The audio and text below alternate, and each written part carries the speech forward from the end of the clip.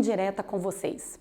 O crescimento visível das bancadas religiosas nas assembleias estaduais e na Câmara Federal autorizaria a conclusão de que a fé vem sendo indevidamente utilizada como forma de desequilibrar as eleições?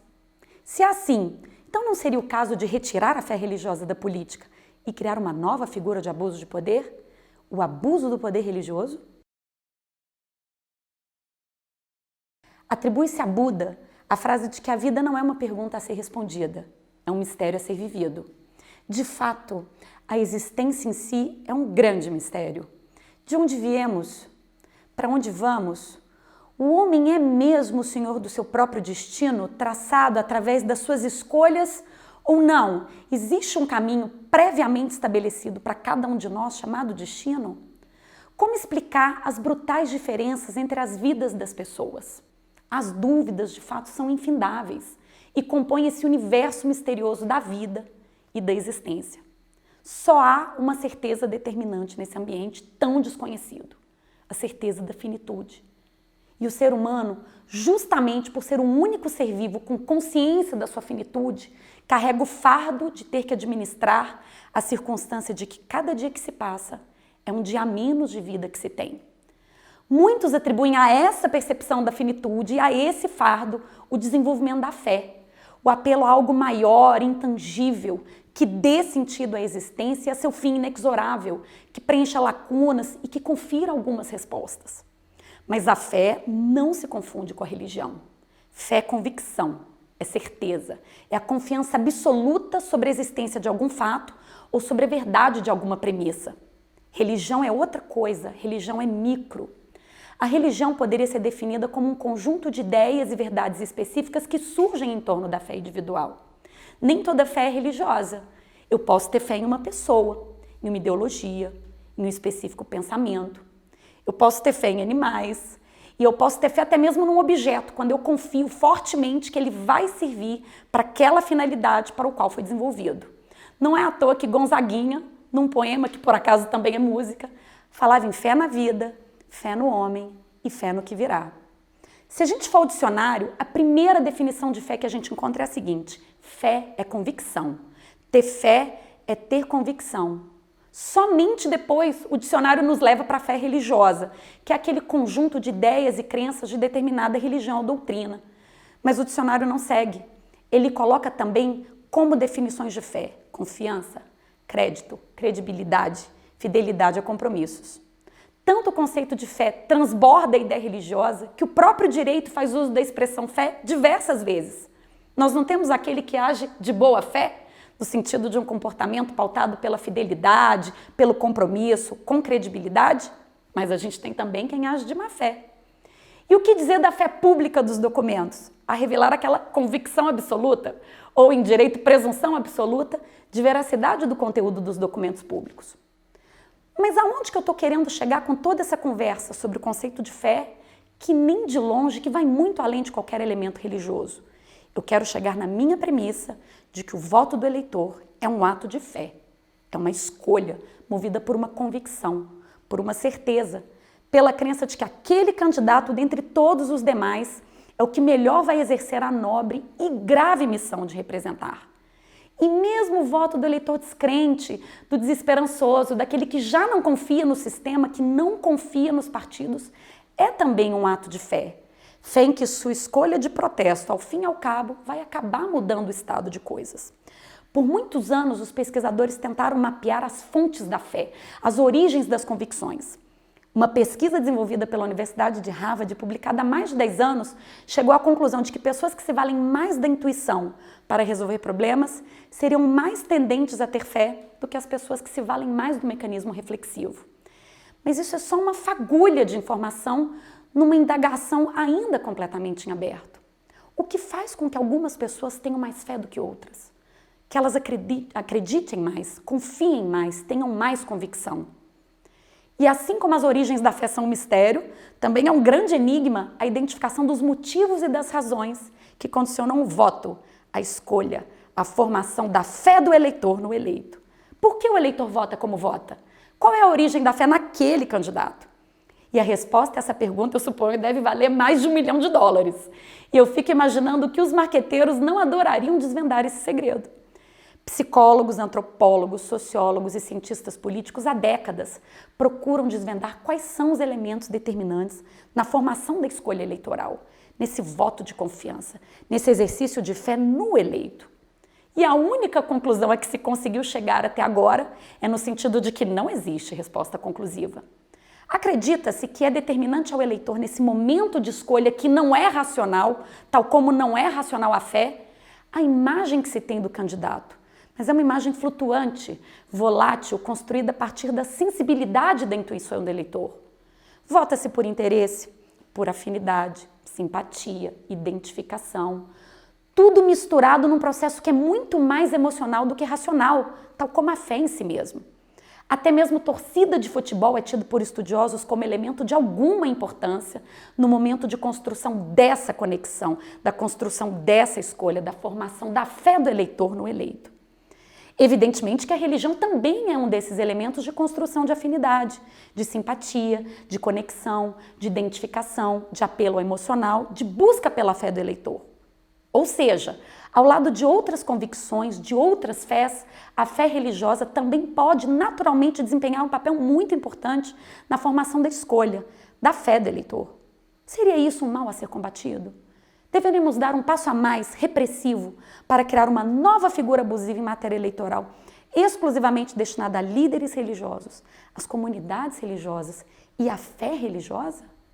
Se a escolha do eleitor é ditada por uma série de fatores não racionais e de difícil apuração, uma série de outras fés e convicções, a grande maioria delas intuitivas e emocionais, por qual motivo a fé religiosa deveria ser tida como um elemento estranho nesse processo de formação da escolha eleitoral? Podemos botar fé nas eleições ou não? A lei eleitoral não nos oferece nenhum indicativo de que a fé religiosa não pode fazer parte do processo de formação de escolha do eleitor.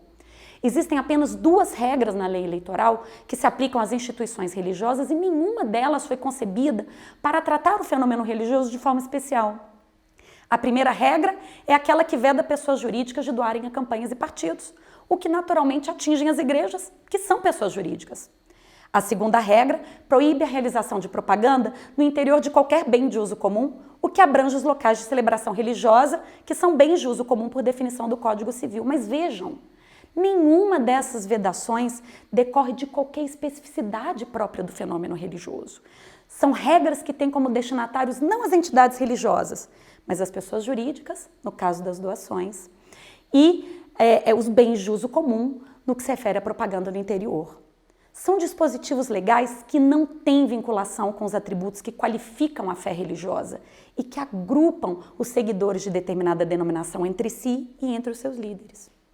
Mas não é só, também a Constituição não traz nenhuma norma restritiva que tenha sido concebida para estabelecer qualquer blindagem constitucional entre fé e processo eleitoral ou direitos de participação política.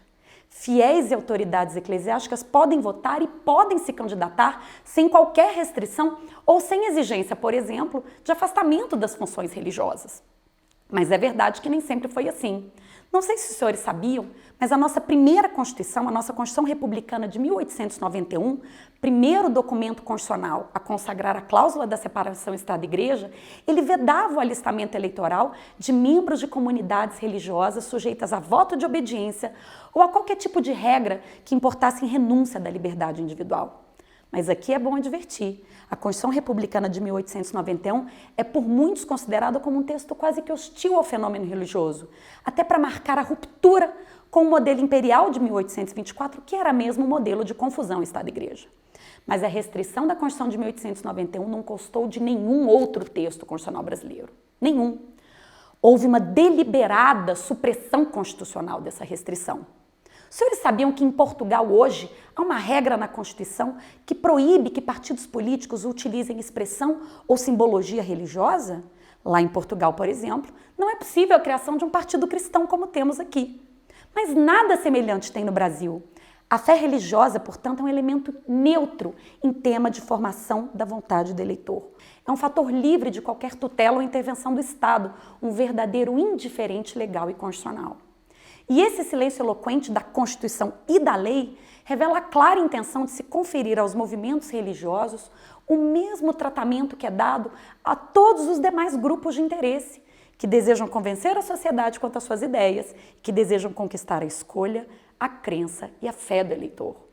Num Estado plural, grupos religiosos, como os demais grupos veiculadores de outras convicções, devem ter assegurado o seu lugar no espaço de debates e o seu direito de tentar eleger representantes. Evidentemente que se houver qualquer abuso por parte de líderes de qualquer desses grupos de interesse, então as 3 modalidades clássicas de abuso de poder já previstas na legislação são suficientes e eficientes para combatê-lo. Nem se cogite, esse é um ponto importante, de uma vulnerabilidade do fiel, em especial diante do seu líder religioso, para justificar qualquer blindagem entre fé religiosa e fé eleitoral, à revelia de qualquer indicativo constitucional nesse sentido. Essa tal vulnerabilidade do fiel parte de 2 premissas muito complicadas. A de que o fiel, ao aderir ao movimento religioso, renunciou à sua autodeterminação e perdeu a capacidade de fazer escolhas em bases racionais. A segunda é de que a fé religiosa é elemento de alienação individual e instrumento de manipulação social. Essa premissa nos lembra muito Karl Marx, quando dizia que a religião é o ópio do povo. Mas esse é um juízo de desvalor em relação à religião que não encontra respaldo na Constituição da República. Lembremos sempre, ninguém pode ser privado dos seus direitos exclusivamente em razão da sua crença. Mais do que isso, a ideia de Estado laico equivale ao do Estado que é neutro em tema de religião, o Estado que não interfere no dissenso interconfessional. Nem de longe o Estado laico se confunde com o Estado hostil, com o Estado ateu, com o Estado que condena a fé religiosa ou que a tem como um fator de alienação. A fé, em maior ou menor extensão, é um elemento intrínseco à própria natureza humana. Podemos ter fé numa pessoa, num ato, numa ideologia, num pensamento, numa teoria científica, mas podemos também ter fé numa determinada religião. Tudo isso faz parte do conjunto de crenças e convicções, ao lado de outros insondáveis fatores que determinaram as diversas escolhas feitas por cada um de nós ao longo de nossas vidas, aí incluídas, naturalmente, as escolhas eleitorais. O silêncio eloquente da Constituição e da lei eleitoral revelam que a invocação à fé religiosa, assim como a invocação a outras fés, é comportamento lícito e livre, na luta pela opção do eleitor, na disputa pela criação daquele vínculo de confiança e de fé do eleitor no eleito. Brasil acima de tudo, Deus acima de todos. Vote no candidato da Axé, o seu representante da igreja, o candidato do servidor, um juiz no poder, o representante do trabalhador. Bote fé no velhinho. Qualquer apelo a elementos de identificação é legítimo, religioso ou não. Qualquer fé é válida na disputa eleitoral, religiosa ou não. A arte e a política é de viver da fé. Só não se sabe fé em quê. Viver da fé. Só não se sabe fé em quê. Arte é de viver da fé.